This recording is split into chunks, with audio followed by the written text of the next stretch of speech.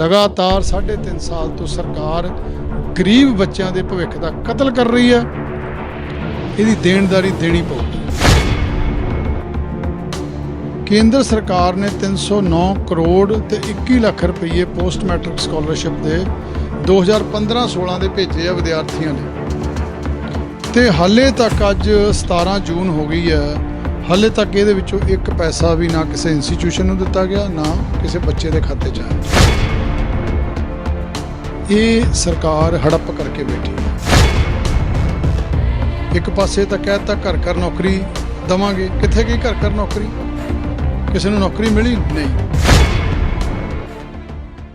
ਟਰੂਸਕੂਪ ਦੇਖ ਰਹੇ ਸਾਰੇ ਦਰਸ਼ਕਾਂ ਦਾ ਸਵਾਗਤ ਹੈ। ਅਸੀਂ ਅੱਜ ਗੱਲ ਕਰਨ ਜਾ ਰਹੇ ਹਾਂ ਐਮਐਲਏ ਟੀਨੂ ਜੀ ਦੇ ਨਾਲ, ਜਿਹੜੇ ਕਿ ਆਦਮਪੁਰ ਤੋਂ ਐਮਐਲਏ ਨੇ। ਉਹਨਾਂ ਨੇ ਅੱਜ ਇੱਕ ਮੀਟਿੰਗ ਰੱਖੀ ਸੀ, ਉਹਨਾਂ ਕੋਲ ਉਹਨਾਂ ਦਾ ਮੁੱਦਾ ਪੁੱਛਾਂਗੇ। ਅੱਜ ਜਿਹੜੀ ਮੀਟਿੰਗ ਰੱਖੀ ਹੈ, ਕੀ ਮੁੱਦਾ ਸੀ ਸਰ ਅੱਜ ਜਿਹੜੀ ਤੁਸੀਂ ਇੱਥੇ ਮੀਟਿੰਗ ਰੱਖੀ?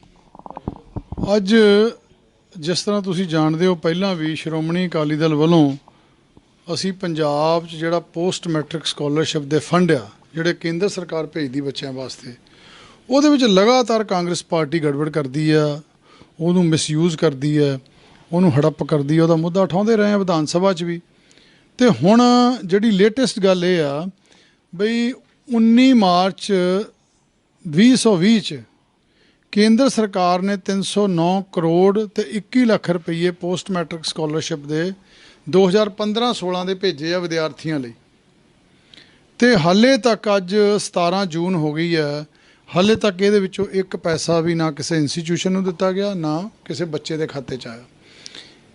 ਇਹ ਸਰਕਾਰ ਹੜੱਪ ਕਰਕੇ ਬੈਠੀ ਹੈ। ਔਰ ਮੇਰੇ ਕੋਲ ਇਨਫੋਰਮੇਸ਼ਨ ਵੀ ਆ ਇੱਕ ਕਿ ਇਸ ਦੇ ਵਿੱਚੋਂ, ਇਸ ਪੈਸੇ ਦੇ ਵਿੱਚੋਂ 42 ਕਰੋੜ ਰੁਪਈਆ ਮੁੱਖ ਮੰਤਰੀ ਜੀ ਨੇ, ਖਜ਼ਾਨਾ ਮੰਤਰੀ ਜੀ ਨੇ, ਜਿਹੜਾ ਪਿੱਛੇ ਜਿਹੇ ਯੂਪੀ ਬਿਹਾਰ ਦੇ ਪ੍ਰਵਾਸੀ ਮਜ਼ਦੂਰਾਂ ਨੂੰ ਟ੍ਰੇਨਾਂ 'ਚ ਬਿਠਾ ਕੇ ਘਰ ਭੇਜਿਆ ਗਿਆ, ਉਹਦੇ ਵਿੱਚ ਵਰਤ ਵੀ ਲਿਆ, ਜਿਹੜਾ ਕਿ ਹਦਾਇਤਾਂ ਦੇ ਖਿਲਾਫ ਆ। ਇਸ ਪੈਸੇ ਨੂੰ ਕਿਸੇ ਹੋਰ ਪਾਸੇ ਡਾਇਵਰਟ ਨਹੀਂ ਕੀਤਾ ਜਾ ਸਕਦਾ। ਸੋ ਇਹ ਲੜਾਈ ਅਸੀਂ ਸ਼ੁਰੂ ਤੋਂ ਲੜ ਰਹੇ ਹਾਂ।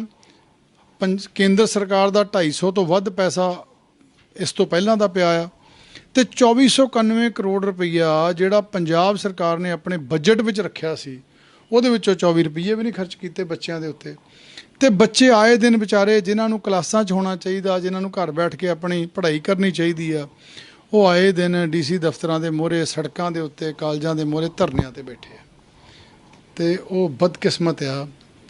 ਮੈਂ ਤਾਂ ਕਹਿੰਦਾ ਵੀ ਕਿਤੇ ਕਾਸ਼ ਇਹਨਾਂ ਕਾਂਗਰਸੀਆਂ ਦੇ ਬੱਚੇ ਵੀ ਇੱਦਾਂ ਹੀ, ਇਹਨਾਂ ਲੀਡਰਾਂ ਦੇ, ਇਹਨਾਂ ਮੰਤਰੀਆਂ ਦੇ, ਵੱਡੇ ਵੱਡੇ ਅਧਿਕਾਰੀਆਂ ਦੇ ਨਿਆਣੇ ਵੀ ਕਿਤੇ ਇੱਦਾਂ ਸੜਕਾਂ 'ਤੇ ਬੈਠੇ ਹੋਣ, ਉਹਨਾਂ ਦੀ ਫੀਸ ਨਾ ਹੋਵੇ, ਤਾਂ ਫਿਰ ਇਹਨਾਂ ਨੂੰ ਪਤਾ ਲੱਗਦਾ ਵੀ ਗਰੀਬ ਦੇ ਬੱਚੇ ਦੀ ਕੀ ਹਾਲਤ ਆ। ਅਤੇ ਉਹ ਬੱਚੇ ਅੱਜ ਵੀ ਬੈਠੇ ਧਰਨੇ 'ਤੇ। ਉਹਨਾਂ ਨੂੰ ਹਰ ਵਾਰੀ ਅਫਸਰ, ਉਹਨਾਂ ਨੂੰ ਹਰ ਵਾਰੀ ਕਾਂਗਰਸੀ ਨਵੇਂ ਤੋਂ ਨਵਾਂ ਲਾਰਾ ਦੇ ਕੇ ਤੋੜ ਦਿੰਦੇ ਆ। ਉਹ ਵਿਚਾਰੇ ਪੜ੍ਹਾਈ ਨਹੀਂ ਕਰ ਸਕਦੇ। ਉਹਨਾਂ ਦੇ ਦਿਮਾਗ 'ਤੇ ਕਿੰਨਾ ਪ੍ਰੈਸ਼ਰ ਆ, ਕਿੰਨਾ ਬੋਝ ਆ, ਕਿੰਨਾ ਦੁੱਖ ਆ ਉਹਨਾਂ ਦੇ ਦਿਲ 'ਚ, ਕਿ ਉਹ ਪੜ੍ਹ ਹੀ ਨਹੀਂ ਸਕਦੇ ਇਸ ਮੁਲਕ ਦੇ ਅੰਦਰ, ਇਸ ਪੰਜਾਬ ਦੇ ਅੰਦਰ। ਅਤੇ ਜਿਹੜੇ ਪੜ੍ਹ ਗਏ, ਜਿਨ੍ਹਾਂ ਨੇ ਡਿਗਰੀਆਂ ਕੰਪਲੀਟ ਕਰ ਲਈਆਂ, ਉਹਨਾਂ ਨੂੰ ਡਿਗਰੀਆਂ ਨਹੀਂ ਦਿੱਤੀਆਂ ਜਾ ਰਹੀਆਂ ਪ੍ਰਾਈਵੇਟ ਯੂਨੀਵਰਸਿਟੀਆਂ ਅਤੇ ਕਾਲਜਾਂ ਵੱਲੋਂ। ਇਹੀ ਨਹੀਂ, ਸਰਕਾਰੀ ਯੂਨੀਵਰਸਿਟੀਆਂ, ਗੁਰੂ ਨਾਨਕ ਦੇਵ ਯੂਨੀਵਰਸਿਟੀ ਵੀ ਉਹਨਾਂ ਨੂੰ ਡਿਗਰੀਆਂ ਨਹੀਂ ਦੇ ਰਹੀ। ਉਹ ਕਹਿੰਦੇ ਫੀਸਾਂ ਲਿਆਓ, ਪੈਸਾ ਫੇਂਕੋ ਅਤੇ ਡਿਗਰੀ ਪ੍ਰਾਪਤ ਕਰੋ। ਸੋ ਇਹ ਹਾਲਤ ਆ। ਇੱਕ ਪਾਸੇ ਪੈਸਾ ਭੇਜ ਰਹੀ ਹੈ ਕੇਂਦਰ ਸਰਕਾਰ, ਪੰਜਾਬ ਸਰਕਾਰ ਦੇ ਨਹੀਂ ਰਹੀ, ਅਤੇ ਜਿਹੜੇ ਕਾਲਜ ਅਤੇ ਸਕੂਲ ਆ ਅਤੇ ਯੂਨੀਵਰਸਿਟੀਆਂ, ਉਹ ਬੱਚਿਆਂ ਨੂੰ ਡਿਗਰੀਆਂ ਨਹੀਂ ਦੇ ਰਹੀਆਂ। ਅਤੇ ਜੇ ਤੁਹਾਡੇ ਕੋਲ ਸਰਟੀਫਿਕੇਟ ਹੀ ਹੈ ਨਹੀਂ, ਤੁਹਾਡੇ ਪੱਲੇ ਡਿਗਰੀ ਹੈ ਨਹੀਂ, ਤਾਂ ਨੌਕਰੀ ਕਿੱਥੋਂ ਹਾਸਲ ਕਰੋਗੇ? ਸਰਕਾਰੀ ਤਾਂ ਛੱਡੋ, ਪ੍ਰਾਈਵੇਟ ਵੀ ਨਹੀਂ ਦਿੰਦਾ ਕੋਈ ਸਰਟੀਫਿਕੇਟ ਤੋਂ ਬਗੈਰ। ਸੋ ਇਹ ਲਗਾਤਾਰ 3.5 ਸਾਲ ਤੋਂ ਸਰਕਾਰ ਗਰੀਬ ਬੱਚਿਆਂ ਦੇ ਭਵਿੱਖ ਦਾ ਕਤਲ ਕਰ ਰਹੀ ਹੈ। ਇਹਦੀ ਦੇਣਦਾਰੀ ਦੇਣੀ ਪਊਗੀ। ਇਹ ਬੱਚੇ ਵੀ ਨਹੀਂ ਭੁੱਲਣਗੇ, ਉਹਨਾਂ ਦੇ ਪੇਰੈਂਟਸ ਵੀ ਨਹੀਂ ਭੁੱਲਣਗੇ, ਸਮਾਜ ਵੀ ਨਹੀਂ ਭੁੱਲੂਗਾ। ਜਿੱਦਾਂ ਕਿ ਹੁਣ ਤੁਸੀਂ ਗੱਲ ਕੀਤੀ ਆ ਸਕਾਲਰਸ਼ਿਪ ਦੀ, ਸਕਾਲਰਸ਼ਿਪ ਕਰਕੇ ਕਈ ਵਾਰੀ ਦੇਖਿਆ ਸਟੂਡੈਂਟਸ ਨੇ ਇੱਥੇ ਜਲੰਧਰ ਦੇ ਵਿੱਚ BMC ਚੌਂਕ 'ਤੇ ਵੀ ਧਰਨਾ ਪ੍ਰਦਰਸ਼ਨ ਕੀਤਾ, DC ਆਫਿਸ ਦੇ ਬਾਹਰ ਵੀ ਪ੍ਰਦਰਸ਼ਨ ਕੀਤਾ, ਕਈ ਸਕੂਲਾਂ ਕਾਲਜਾਂ ਦੇ ਬਾਹਰ ਵੀ ਧਰਨਾ ਪ੍ਰਦਰਸ਼ਨ ਕੀਤਾ। ਇਸੇ ਨੂੰ ਲੈ ਕੇ ਇਹ 8 ਜੂਨ ਨੂੰ ਵੀ ਕੋਈ ਸਟੂਡੈਂਟ DC ਦਫ਼ਤਰ ਦੇ ਬਾਹਰ ਆ ਕੇ ਬੈਠੇ ਸੀਗੇ। ਉਹਨਾਂ ਨੂੰ ਇੱਕ ਆਸ਼ਵਾਸਨ ਦੇ ਕੇ ਉੱਥੋਂ ਦੀ ਤੋਰ ਦਿੱਤਾ ਗਿਆ ਕਿ ਤੁਹਾਡਾ ਜੋ ਵੀ ਆ ਮੰਗਾਂ ਅੱਗੇ ਭੇਜ ਦਿੱਤੀਆਂ ਜਾਣਗੀਆਂ। ਪਰ 8 ਤਰੀਕ ਤੋਂ ਲੈ ਕੇ ਹੁਣ ਤੱਕ ਉਹਨਾਂ ਦਾ ਕੋਈ ਵੀ ਜਿਹੜਾ ਉਹਨਾਂ ਨੂੰ ਆਸ਼ਵਾਸਨ ਦਿੱਤਾ ਗਿਆ ਸੀ ਪੂਰਾ ਨਹੀਂ ਕੀਤਾ। ਉਹਨਾਂ ਨੂੰ ਅੱਜ ਫਿਰ ਆ ਕੇ ਉਹੀ ਜਗ੍ਹਾ 'ਤੇ ਬੈਠਣਾ ਪਿਆ। ਉਹਦੇ ਬਾਰੇ ਸਰ ਕੀ ਕਹਿਣਾ ਚਾਹੋਗੇ? ਰੋਜ਼ ਦਿਹਾੜੀ ਉਹਨਾਂ ਨੂੰ ਲਾਰੇ ਦਿੱਤੇ ਜਾਂਦੇ ਆ, ਉਹਨਾਂ ਨੂੰ ਕਦੀ ਡੀਸੀ ਦਫ਼ਤਰ, ਕਦੀ ਕਿਤੇ, ਕਦੀ ਕਿਸੇ ਕਾਲਜ 'ਚ ਬਿਠਾ ਦਿੱਤਾ ਜਾਂਦਾ ਹੈ, ਲੇਕਿਨ ਗੱਲ ਨਹੀਂ ਉਹਨਾਂ ਦੀ ਅੱਜ ਤੱਕ ਸੁਣੀ ਗਈ। ਇਹ ਸਰਕਾਰ ਦਾ ਸਿਸਟਮ ਜਿਹੜਾ ਤੰਤਰ ਆ, ਉਹਨਾਂ ਨੂੰ ਖਾੜਕੂ ਬਣਾਊਗਾ, ਉਹਨਾਂ ਨੂੰ ਮਿਲੀਟੈਂਟ ਬਣਾਊਗਾ ਜੋ ਇਹ ਕਰ ਰਹੀ ਹੈ ਸਰਕਾਰ। ਤੇ ਜਿਹੜਾ ਅੱਜ ਸਰਕਾਰ ਕਰ ਰਹੀ ਆ, ਉਹਨਾਂ ਨੂੰ ਦੇ ਨਹੀਂ ਰਹੀ ਕੁਛ ਵੀ। ਇੱਕ ਪਾਸੇ ਤਾਂ ਕਹਿ ਦਿੱਤਾ ਘਰ ਘਰ ਨੌਕਰੀ ਦੇਵਾਂਗੇ, ਕਿੱਥੇ ਗਈ ਘਰ ਘਰ ਨੌਕਰੀ? ਕਿਸੇ ਨੂੰ ਨੌਕਰੀ ਮਿਲੀ ਨਹੀਂ। ਤੇ ਦੂਜੇ ਪਾਸੇ ਤੁਸੀਂ ਉਹਨਾਂ ਦੀ ਪੜ੍ਹਾਈ ਵੀ ਇਹਨਾਂ ਦੇ ਕੋਲੋਂ ਖੋਹ ਰਹੇ ਆ। ਇਹਦਾ ਮਤਲਬ ਇਹ ਸਮਾਜ ਰਹਿ ਜਾਊਗਾ ਅਨਪੜ੍ਹ, ਡਿਗਰੀ ਰਹਿਤ, ਤਾਂ ਫਿਰ ਉਹਨਾਂ ਨੂੰ ਨੌਕਰੀ ਨਾ ਮਿਲੂਗੀ। ਨਾ ਬਜੇਗਾ ਬਾਂਸ ਤੇ ਨਾ ਬਜੇਗੀ, ਨਾ ਰਹੇਗਾ ਬਾਂਸ ਤੇ ਨਾ ਬਜੇਗੀ ਬੰਸਰੀ। ਇਹ ਸਰਕਾਰ ਦੀ, ਕਾਂਗਰਸ ਦੀ ਪਾਲਿਸੀ ਆ ਸ਼ੁਰੂ ਤੋਂ। ਇਸ ਸਮਾਜ ਦੇ ਕੋਲੋਂ ਪੜ੍ਹਾਈ ਵੀ ਖੋਣਾ ਚਾਹੁੰਦੀ ਹੈ ਤੇ ਨੌਕਰੀਆਂ ਵੀ ਖੋਣਾ ਚਾਹੁੰਦੀ ਹੈ। ਇਹਦਾ ਵਿਰੋਧ ਕੀਤਾ ਜਾਣਾ ਚਾਹੀਦਾ। ਮੈਂ ਪੁੱਛਣਾ ਚਾਹੁੰਦਾ, ਜਿਹੜੇ ਗਰੀਬ ਭਾਈਚਾਰੇ ਦੀਆਂ, ਦਲਿਤਾਂ ਦੀਆਂ ਵੋਟਾਂ ਲੈਂਦੇ ਆ, ਚਾਹੇ ਉਹ ਕਾਉਂਸਲਰ ਆ, ਚਾਹੇ ਉਹ MLA ਆ, ਚਾਹੇ MP ਆ, ਜਿਹੜੇ ਵੋਟਾਂ ਲੈਂਦੇ ਆ ਉਸ ਵੇਲੇ, ਅੱਜ ਉਹ ਕਿਉਂ ਨਹੀਂ ਬੋਲਦੇ? ਕਿਉਂ ਅੱਜ ਮੂੰਹ 'ਚ ਘੁੰਮਣੀਆਂ ਪਾ ਕੇ ਬੈਠੇ ਆ? ਕਿਉਂ ਅੱਜ ਸੁੱਤੇ ਪਏ ਆ? ਕਿਸ ਗੱਲ ਦਾ ਡਰ ਆ ਉਹਨਾਂ ਨੂੰ? ਉਹ ਲੋਕਾਂ ਦੇ ਹਿੱਤ ਭੁੱਲ ਗਏ ਆ, ਉਹਨਾਂ ਨੂੰ ਆਪਣੇ ਹਿੱਤ ਪਿਆਰੇ ਹੋ ਗਏ ਆ। ਇਹ ਨੁਕਸਾਨ ਕਰ ਰਹੇ ਆ ਪੰਜਾਬ ਦਾ ਵੀ, ਲੋਕਾਂ ਦਾ ਵੀ ਤੇ ਦੇਸ਼ ਦਾ ਵੀ। ਇਹਦੇ ਸਿੱਟੇ ਭੁਗਤਣੇ ਪੈਣਗੇ। ਸਰ, ਜਿੱਦਾਂ ਕਿ ਅਸੀਂ ਦੇਖਿਆ ਜਾਵੇ ਕਿ ਜਦੋਂ ਕਿ ਵੋਟਾਂ ਆਉਂਦੀਆਂ ਹੈਗੀਆਂ, ਉਦੋਂ ਕਿ ਬਹੁਤ ਸਾਰੀਆਂ ਸਰਕਾਰਾਂ ਦਲਿਤ ਵਰਗ ਦੇ ਲੋਕਾਂ ਦੇ ਕੋਲ ਜਾਂਦੀਆਂ ਕਿ ਵੋਟਾਂ ਮੰਗਣ, ਤੇ ਕਹਿੰਦੇ ਆ ਕਿ ਸਾਨੂੰ ਵੋਟਾਂ ਪਾਓ। ਇਹ ਸਿਰਫ ਉਦੋਂ ਹੀ ਆਸ਼ਵਾਸਨ ਦਿੱਤੇ ਜਾਂਦੇ ਆ ਕਿ ਜਿਹੜੀ ਸਕਾਲਰਸ਼ਿਪ ਹੈ ਤੁਹਾਡੀ, ਉਹਨੂੰ ਅਸੀਂ ਦੇਖਾਂਗੇ, ਇਸ ਨੂੰ ਪੂਰਨ ਤੌਰ 'ਤੇ ਅਸੀਂ ਲਾਗੂ ਕਰਾਵਾਂਗੇ। ਉਹ ਜਿਹੜਾ ਵੀ ਕੋਈ ਸਰਕਾਰ ਦਾ ਨੁਮਾਇੰਦਾ ਉਹਨਾਂ ਦੇ ਕੋਲ ਜਾਂਦਾ ਤੇ ਇਹ ਵਾਲੇ ਵਾਅਦੇ ਕੀਤੇ ਜਾਂਦੇ ਆ, ਤੇ ਜਦੋਂ ਵੋਟਾਂ ਦੇ ਵਿੱਚ ਉਹੀ ਸਰਕਾਰ ਜਿੱਤ ਜਾਂਦੀ ਹੈ ਤੇ ਉਸ ਤੋਂ ਬਾਅਦ ਸਟੂਡੈਂਟਸ ਕੁਛ ਵੀ ਉਹਨਾਂ ਦੇ ਅੱਗੇ ਜਾਂਦੇ ਆ ਤੇ ਉਹ ਉਹਨਾਂ ਨੂੰ ਪਛਾਣਦੇ ਤੱਕ ਨਹੀਂ। ਬਿਲਕੁਲ, ਹੁਣ ਲੋਕਾਂ ਨੂੰ ਪਛਾਣ ਕਰਨੀ ਪਏਗੀ। ਹੁਣ ਵੋਟਾਂ ਪਾਉਣ ਵਾਲਿਆਂ ਨੂੰ ਬੰਦੇ ਦੀ ਪਛਾਣ ਕਰਨੀ ਪਏਗੀ ਤੇ ਪਾਰਟੀ ਦੀ ਪਛਾਣ ਕਰਨੀ ਪਏਗੀ ਕਿ ਕੌਣ ਆਪਣਾ ਹੈ ਤੇ ਕੌਣ ਬੇਗਾਨਾ ਹੈ। ਕਿਹੜੀ ਪਾਰਟੀ ਉਹਨਾਂ ਦੀ ਗੱਲ ਕਰਦੀ ਹੈ ਤੇ ਕਿਹੜੀ ਉਹਨਾਂ ਨਾਲ ਧੋਖਾ ਕਰਦੀ ਹੈ। ਕਾਂਗਰਸ ਪਾਰਟੀ ਦਾ ਸ਼ੁਰੂ ਤੋਂ ਇਤਿਹਾਸ ਰਿਹਾ ਹੈ। ਅਲੱਗ-ਅਲੱਗ ਨਾਅਰੇ ਦੇ ਕੇ ਲੋਕਾਂ ਨੂੰ, ਕਦੀ ਗਰੀਬੀ ਦੂਰ ਕਰ ਦੇਂਗੇ, ਹਮ ਮਹਿੰਗਾਈ ਦੂਰ ਕਰ ਦੇਂਗੇ, ਹਮ ਬੇਰੁਜ਼ਗਾਰੀ ਦੂਰ ਕਰ ਦੇਂਗੇ, ਨਾਅਰੇ ਦੇ ਕੇ ਵੋਟਾਂ ਹਾਸਲ ਕਰਦੀ ਰਹੀ ਹੈ। ਲੇਕਿਨ ਗਰੀਬ ਉੱਥੇ ਦਾ ਉੱਥੇ ਹੀ ਆ, ਉਹਦਾ ਕੋਈ ਹਾਲਾਤ ਨਹੀਂ ਬਦਲੇ। ਸੋ ਇਸ ਕਰਕੇ ਅਸੀਂ ਨਾਲ ਆ। ਜਿੱਥੇ ਮਰਜ਼ੀ ਸਾਨੂੰ ਵਿਦਿਆਰਥੀ, ਨੌਜਵਾਨ ਖੜਾ ਕਰ ਲੈਣ, ਅਸੀਂ ਜੇਲ੍ਹਾਂ 'ਚ ਜਾਣ ਤੋਂ ਨਹੀਂ ਡਰਦੇ, ਸਰਕਾਰ ਦੀ ਲਾਠੀ ਤੋਂ ਨਹੀਂ ਡਰਦੇ, ਉਹਨਾਂ ਦੇ ਨਾਲ ਖੜੇ ਆ।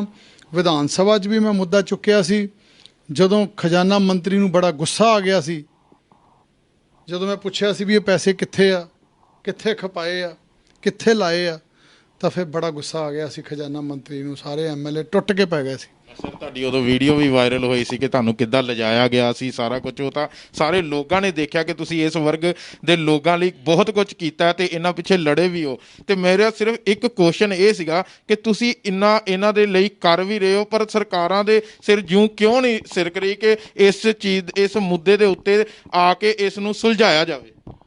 ਇਸ ਕਰਕੇ ਨਹੀਂ ਜੂੰ ਸਿਰਕ ਰਹੀ ਇਹਨਾਂ ਦੇ ਮਨ ਤੇ। ਉਹਨਾਂ ਨੂੰ ਲੱਗਦਾ ਵੀ ਜਦੋਂ ਵੋਟਾਂ ਆਉਂਦੀਆਂ ਉਦੋਂ ਅਸੀਂ ਪੈਸੇ ਨਾਲ ਵੋਟਾਂ ਲੈ ਲੈਂਦੇ ਹਾਂ। ਜਦੋਂ ਵੋਟਾਂ ਆਉਂਦੀਆਂ ਉਹ ਛੋਟੀਆਂ ਗੱਲਾਂ ਕਰਕੇ ਵੋਟਾਂ ਲੈ ਜਾਂਦੇ ਆ।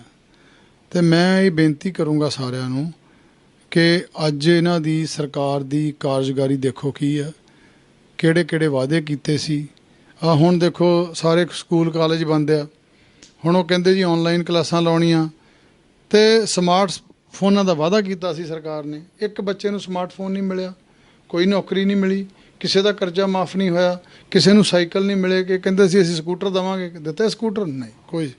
ਇਹ ਸਾਰੇ ਲਾਰੇ ਆ, ਇਹ ਲਾਰੇ ਲੈ ਕੇ ਵੋਟਾਂ ਲੈਂਦੇ ਆ। ਇਹਨਾਂ ਦੇ ਖਿਲਾਫ ਤਾਂ ਲੋਕਾਂ ਨੂੰ, ਚਲੋ ਇਹ ਪਹਿਲਾਂ ਵੀ ਸਾਡੀ ਪਾਰਟੀ ਨੇ ਕਿਹਾ ਵੀ ਜਿਹੜਾ ਚੋਣ ਮੈਨੀਫੈਸਟੋ ਆ ਇਹ ਕਾਨੂੰਨੀ ਡਾਕੂਮੈਂਟ ਹੋਣਾ ਚਾਹੀਦਾ, ਤਾਂ ਕਿ ਲੋਕਾਂ ਨਾਲ ਪਾਰਟੀਆਂ ਧੋਖਾ ਨਾ ਕਰਨ, ਲੀਡਰ ਧੋਖਾ ਨਾ ਕਰਨ।